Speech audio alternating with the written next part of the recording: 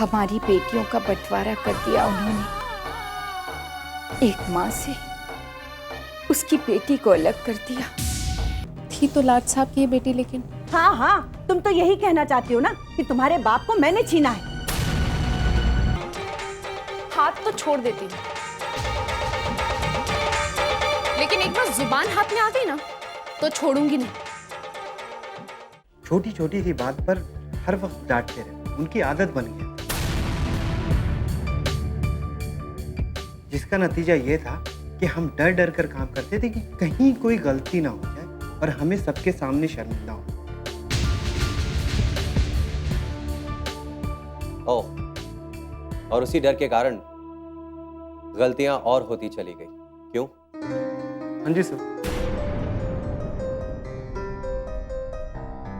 सबसे पहली बात, आज से इस कंपनी में ना तो कोई मालिक है और ना ही कोई नौकर है। कंपनी की तरक्की हम सब की तरक्की है। कंपनी रहेगी तो हम सब रहेंगे, कंपनी नहीं बचेगी तो कोई नहीं बचेगा। आप लोग ये सब बात मानते हैं ना? यस सर, हम मानते हैं। मुझे उम्मीद है और विश्वास भी है कि आप सबके दिलों से वो डर हमेशा के लिए खत्म हो गया होगा। क्यों? Yeah, that's what. मुझे आप लोगों के चेहरे पे यही स्माइल चाहिए। आप लोग की यही खुशी हमारे अंदर एक नया जोश पैदा करेगी, नया जोश, और हमारी कंपनी फिर से कामयाब होकर दिखाएगी। मिस्टर मेहता, एक बात बताइए मुझे, हमारी कंपनी के इस डाउनफॉल का कारण अनिकेत भैया ही है या इसके अलावा और कोई कारण भी है ना सर? कामयाब।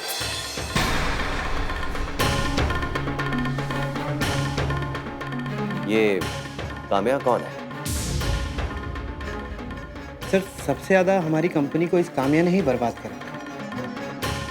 लेकिन क्यों, कैसे? हमारे सारे डीलर्स को तोड़ कर ले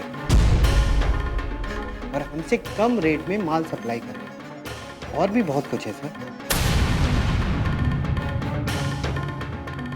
मैंने सारी रिपोर्ट्स तैयार करके रखी है, मैं आपको दिखाता हूँ। ये काम्या है कौन और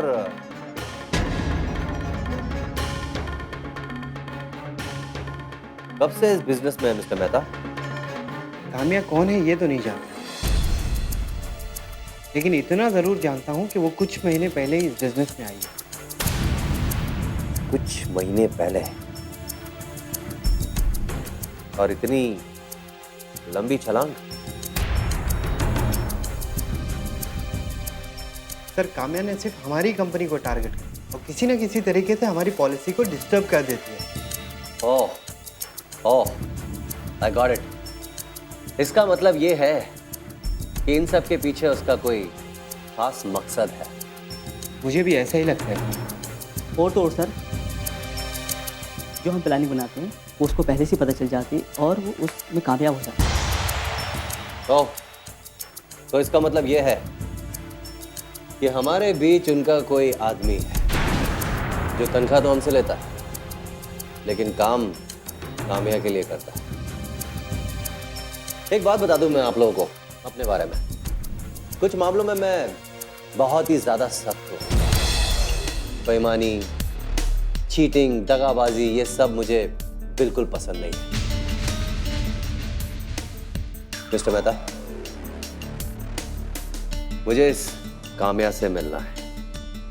आप प्लीज मेरी मीटिंग फिक्स करिए उससे। I want to meet her as soon as possible. Okay?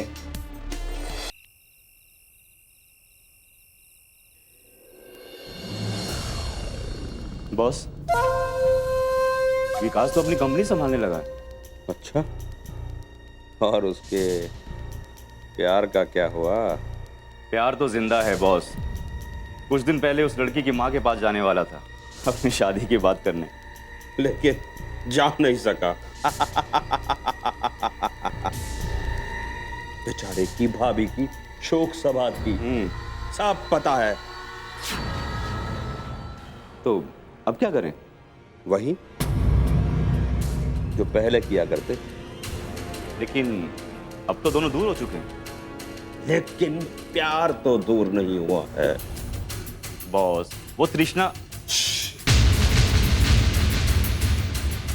नाम भी बदलो उसका। समय का इंतजार करो, सब ठीक ठीक हो रहा। अब तुम जा सकते हो। Okay boss. अरे आज मेरे दोनों शैतान बंदर चुपचाप कैसे बैठे हैं भाई? ना कोई मस्ती, ना कोई उछल कूद, ना खेलना वेलना। हाँ क्या भाई? नहीं, आज हमें नहीं खेलना। ना हमें उछल कूद करना है, ना खेलना है। अरे बाप रे, क्यों? उछल कूद करना है ना खेलना है, तो फिर क्या करना है? दादी को परेशान करने का प्लानिंग है क्या? नहीं, आज हमने आपके साथ घूमने का प्लान बनाया है। मेरे साथ? वो तो नहीं हो सकता। क्यों नहीं ले चल सकते? बंटी बेटा, मुझे बहुत सारे काम होते हैं। आपने मुझे पहले बताया होता तो मैं आज के काम कैंसिल कर देता। अरे शिवराम बेटा, बच्चे इतना जिद कर रहे हैं तो आज के सारे काम कैंसिल कर दो ना। हाँ, ऐसे कैसे सारे काम कैंसिल कर सकता हूँ? मीनाक्षी नाराज हो जाएगी। हाँ, पर एक चीज हो सकती है। बच्चों, मैं 2-3 दिन में तुम्हारे लिए वक्त जरूर निकालूंगा और हम पूरा दिन घूमेंगे। ओके? प्रॉमिस? प्रॉमिस? बस। अभी शोर शराबा नहीं, मस्ती नहीं, अच्छे से खेलो। ओके? बाय। आजा मेरे बच्चे लोग, मेरे पास आ जाओ, आ जाओ, आ जाओ, आ जाओ, आ जाओ, आ जाओ, आ जाओ, मेरी सोना बेटा। और शाबाश। अरे तुम्हारे पापा के पास तुम्हारे लिए टाइम ही नहीं है। मैं तुम लोगों को लेके जाऊंगी बाहर। हाँ? हम लोग घूमने जाएंगे। हाँ?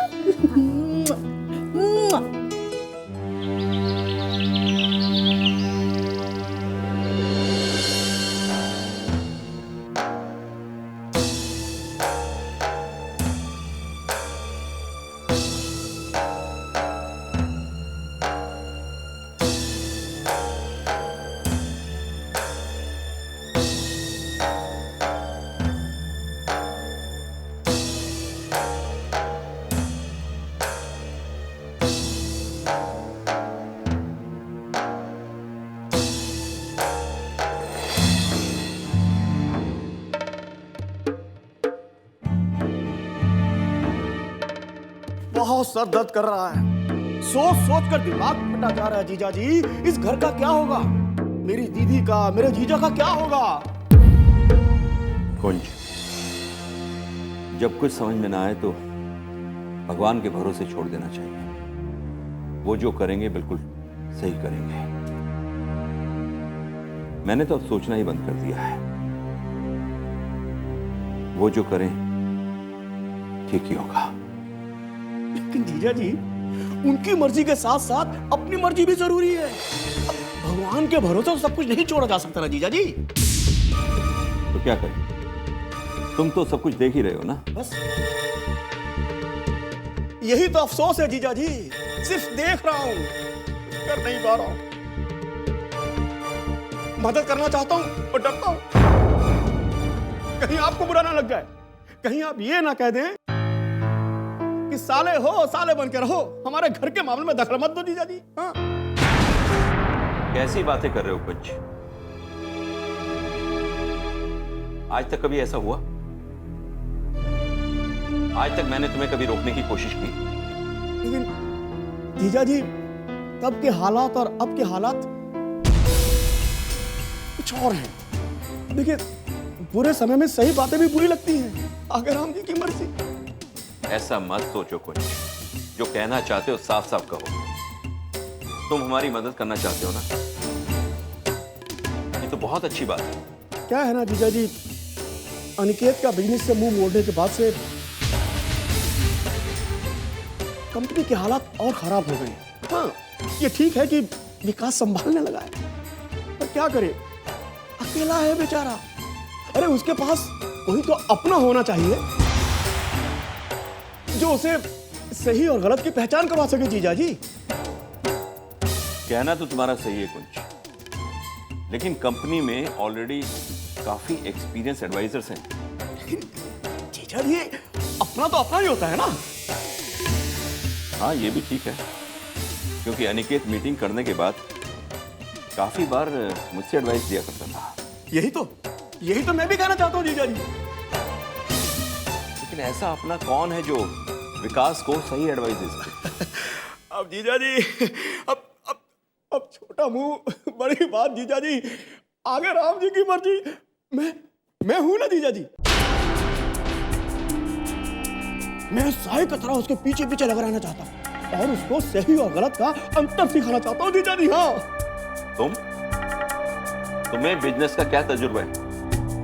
बिजनेस का नहीं है जीजा जी, पर जमाने का तजुर्बा तो है ना। और बिजनेस चलाने के लिए पॉलिसी की जरूरत नहीं होती, जमाने के तजुर्बे की जरूरत होती है जीजा जी।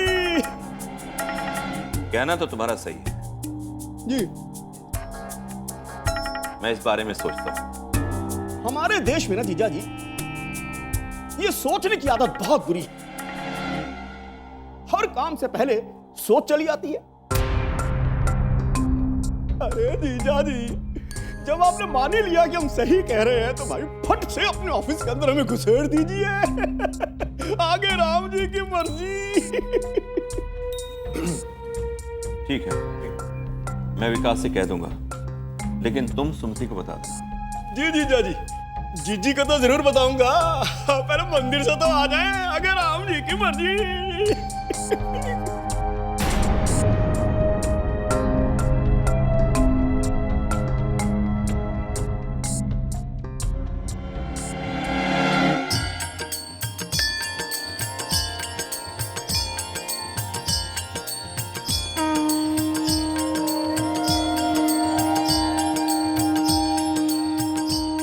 भगवान मेरे परिवार को बचाए। मैं समझ नहीं पा रही हूँ कि तू ऐसा क्यों कर रहा है। तेरी क्या इच्छा है?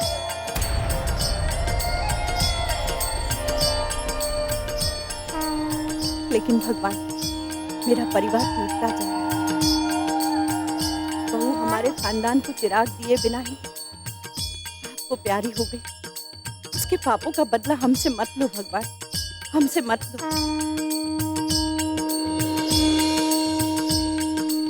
मुझे ऐसे घर में क्यों जन्म दे दिया भगवान, जहाँ बेटा बेटी में अंतर करके सजा दी जाती है।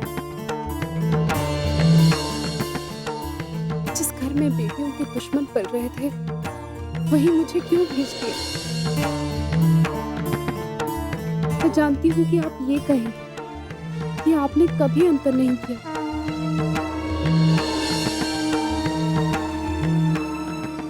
दुनिया भी तो आप ही की बनाई हुई है। दुनिया वालों की क्या कहें भगवान, जितने लोग उतनी बड़ी बात है।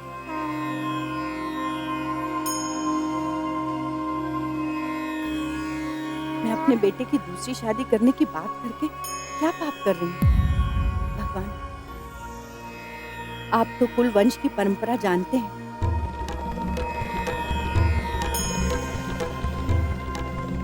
जब चिराग ही नहीं रहेगा तो वंश आगे कैसे बढ़ेगा। इसलिए भगवान, अनिकेत की शादी एक ऐसी लड़की से करवा दीजिए जो चिराग दे सके। उस अर्चना की तरह ना हो जो बेटी पैदा करके चली जाए। अगर ऐसा किया तो सच कहती हूँ मैं दुनिया छोड़ दूंगी।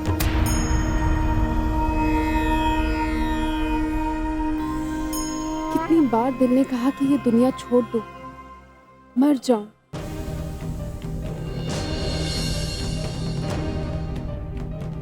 लेकिन किसी और के कारण अपनी जिंदगी को खत्म कर लेना मैं सही नहीं समझती।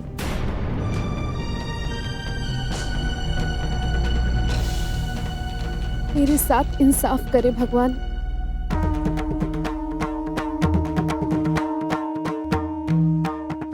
अगर बेटी होने की सजा यही है तो मैं भोगने के लिए तैयार हूँ,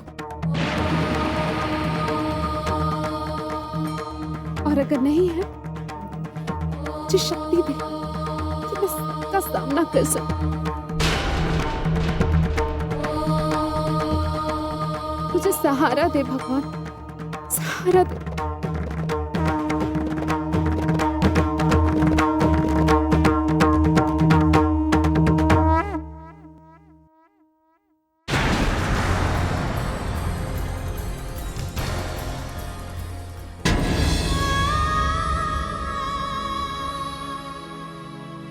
आंखें खोलो महारानी, सब कुछ आज ही मांग लोगी क्या? चलो अब। ये मेरे आगे चलेगी, मेरी बराबरी करेगी? हाँ? तुम भगवान के मंदिर में तो ऐसा मत करिए। मुझे शिक्षा मत दे, जितना कहती हूँ उतना कर। पकड़ इसे और पीछे आ मेरे।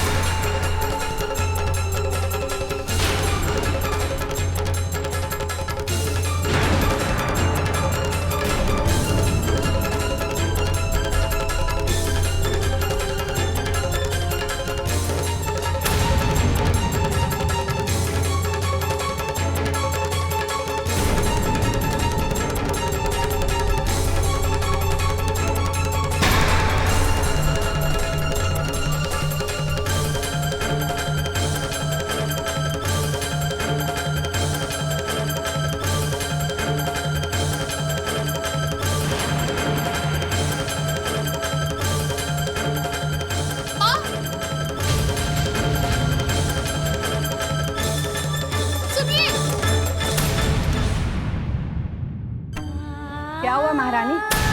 किसे आवाज दे रही थी? कोई बिछड़ा हुआ मिल गया था? हाँ, वो माँ। माँ? माँ क्या? मास्टर जी थे, जिनसे मैंने बचपन में पढ़ना सीखा, जिनकी उंगली पकड़ के मैं चलना सीखा, जो लोरी सुनाकर मुझे। अरे वाह, हमें तो ऐसे मास्टर जी नहीं मिले जो लोरी सुनाकर पढ़ना सिखाते हो। चल अब चल।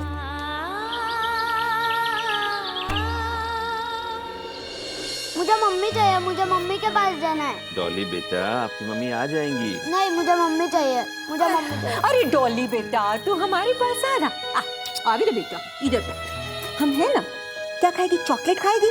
हम तेरे लिए बड़ी सी आइसक्रीम भी लेके आएंगे। नहीं, मुझे मम्मी चाहिए। अरे अरे मेरे बेटा, ला देंगे ना मम्मी। हाँ, बहुत सारी देखो, बहुत बड़ी बड़ी चीजें ला के देंगे, तो देखना तो सही। हाँ, अब तू एक काम कर, मेरा बेटा आराम कर ले और सपने में खूब ऊंची उड़ान उड़ियो। आइसक्रीम मिलेगी तो चॉकलेट भी मिलेगी। हाँ, चल सो जा मेरा बच्चा, सो